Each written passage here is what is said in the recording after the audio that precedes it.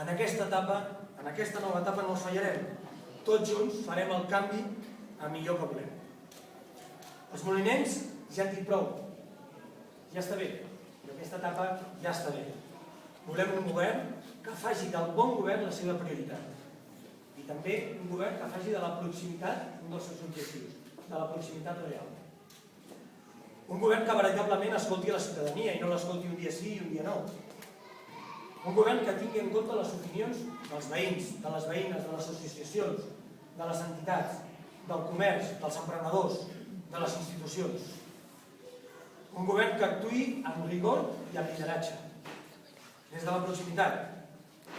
Un govern que no tingui por a la deliberació, que no tingui por al debat, que no tingui por a tirar endavant les coses amb consens i en comptar amb tothom, no només amb uns quants.